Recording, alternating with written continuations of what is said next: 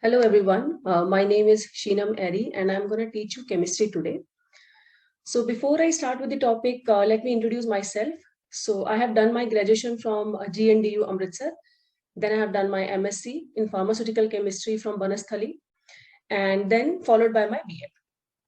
So today the topic which I'm going to discuss with you is VSEPR theory, which is a very important topic from chemical bonding, right? So many questions are going to be asked in your boards and in entrance exams. So we will discuss the topic.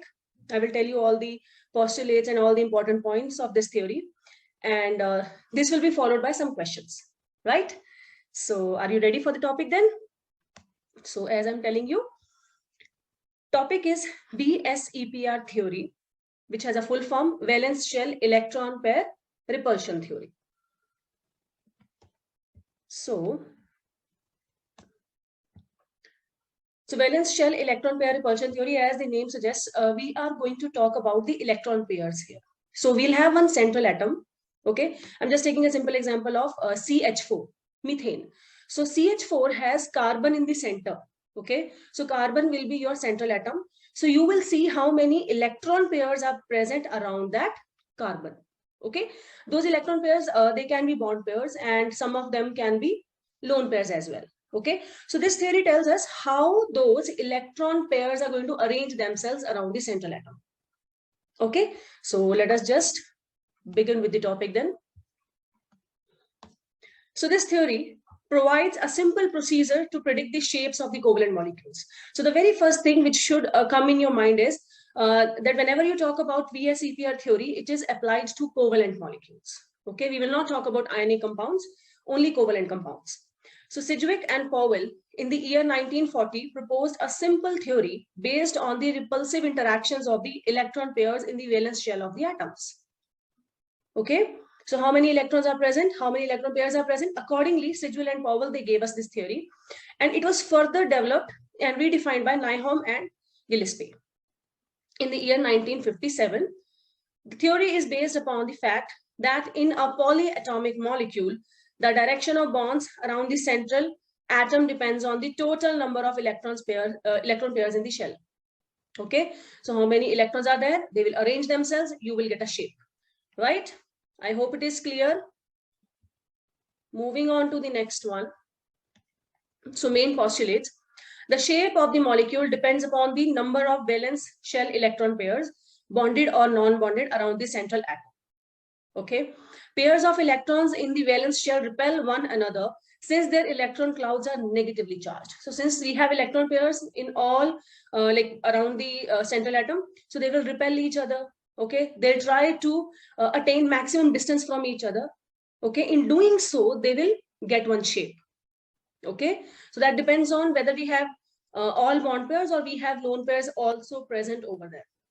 So these pairs of electrons tend to occupy such positions in space that minimize repulsion and thus maximum distance between them. So these are the most important points which I'm going to discuss now. The repulsive interactions between two lone pairs are different from those between two bond pairs or those between a lone pair and a bond pair. So understand that thing.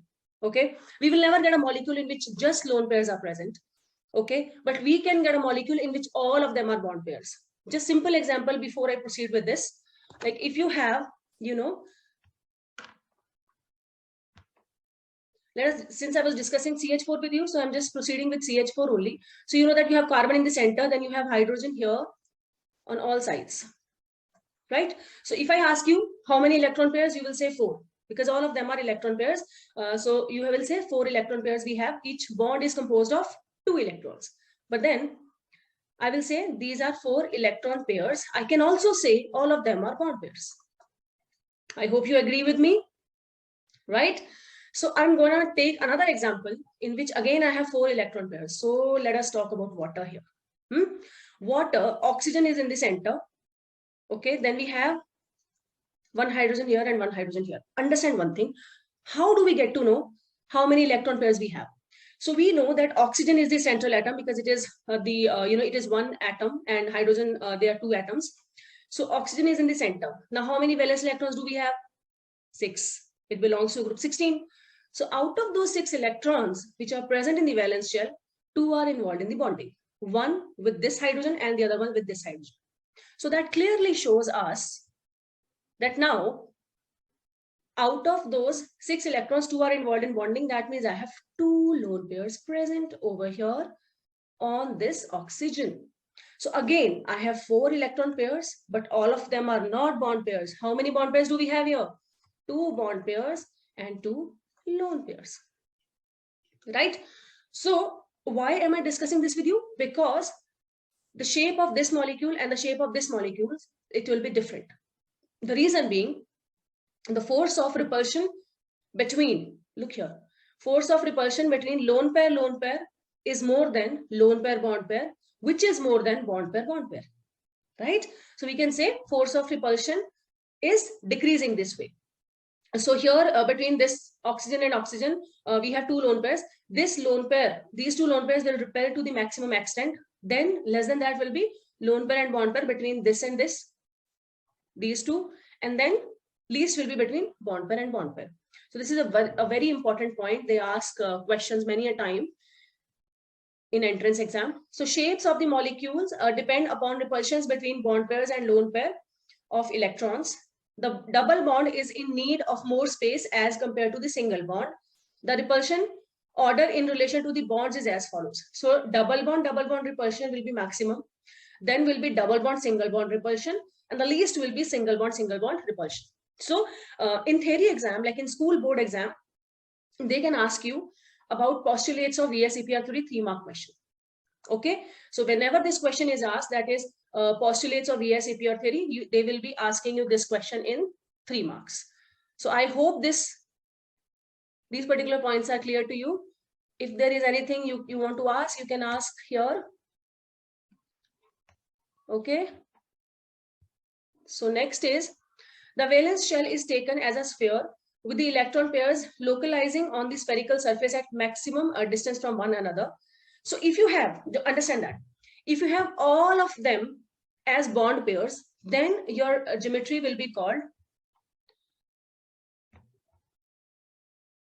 regular geometry. Just see, when all the electron pairs around the central atom are bond pairs only and the surrounding atoms are similar, the molecule is called regular geometry. The example is CH4 here.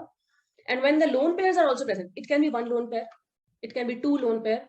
So whatever is the number of lone pairs present, that will give you an irregular geometry or distorted geometry. But you will understand the structures, okay, rather than cramming it, or rather than just learning it as such. You will understand that irregular geometries or distorted geometries, they have also come out of regular geometries. So that we will discuss a little later. Moving on to the next one.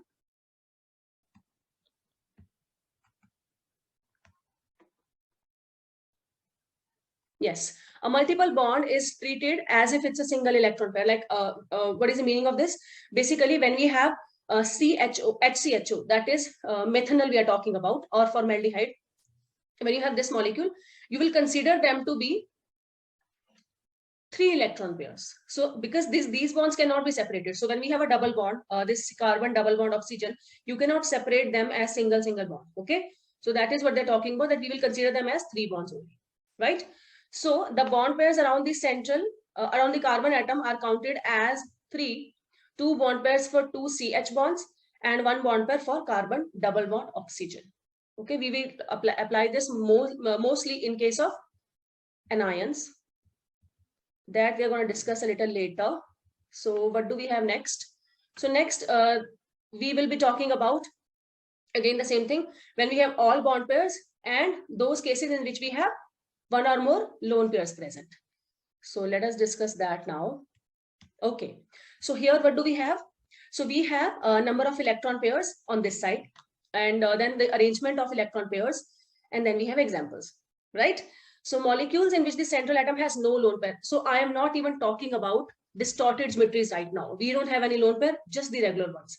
Reason being, once we understand the regular geometries, we will be easily going towards the distorted geometries. Okay, so that is how we are going to go about it. So first is number of lone pairs is 2, no bond pair. So we'll have a linear geometry somewhat like this. Okay. Yes. So we have A in the center, then we have an atom present here, another atom present here, and the bond angle will be 180 degrees. Very important. You need to learn the bond angles. I'll discuss the reason later on. So linear geometry, bond angle will be 180 degrees, and examples we have BeF2, BeCl2. So I'm just telling you how do we get to know that why we are getting linear geometry here. So look at beryllium. Okay, beryllium is a group 2 element, right? Beryllium is group 2 element. It has 2 valence electrons. So when it has 2 valence electrons, both of the electrons are involved in bonding. Okay, in beryllium, like BeF2, one electron bonds with one fluorine and another electron bonds with the another fluorine. So we don't have any lone pair left. So linear geometry. Then when we have number of electron pairs as 3, example we have BF3. So just let us discuss the example first and then we will discuss the geometry. BF3, boron, group 13. So obviously it has 3 valence electrons. So all 3 are involved in bonding with fluorine, right? So that is why we don't have any lone pair. So the geometry is going to be this, okay? So basically 120 degrees here, 120 degrees here, 120 degrees here. So we are dividing 360 degrees into 3 equal parts. Here what we were doing, we were dividing 360 into 2 equal parts, okay? Because we don't have any repulsion difference. So this geometry is called trigonal planar. You need to learn these. Fourth one is tetrahedral, the one which I discussed with you, which is CH4. Carbon in the center, all 4 electrons of carbon are involved in bonding. We don't have any lone pair present. And we are dividing this value into equal 4 parts. So 109.28 degrees. Okay, so tetrahedral geometry it is. Okay, I hope it is clear, right? So these are the 3 initial values like bond, electron pair 2, 3, 4. Achha, someone will be wondering, can't we take one lone pair? No, we will not talk about one lone pair because for bond angle, we need at least 2 bonds, right? Bond angle is predicted like this, right? We have this and this.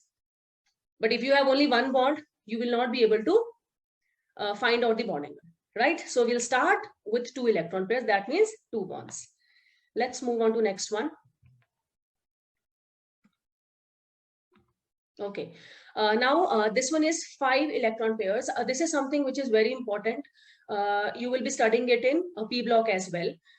5 electron pairs. So when we say 5 electron pairs, we have 3 bonds here. Like if I have this as one plane, so 3 bonds will be present here. I'm taking example of PCl5. So phosphorus in the center, 1 chlorine and 2 chlorines here on the same plane. 1 chlorine will be pointing upwards, 1 chlorine will be pointing downwards. What do we call this shape? Trigonal bipyramidal. What do we call it? Trigonal bipyramidal. So these 3 on the same plane, 1 upwards, 1 downwards. Got it? So this is on the same plane and these 2 above and below the planes. PF5, phosphorus group belongs to group 15. We have all 5 electrons involved in bonding with the fluorine. So trigonal bipyramidal. This bond angle is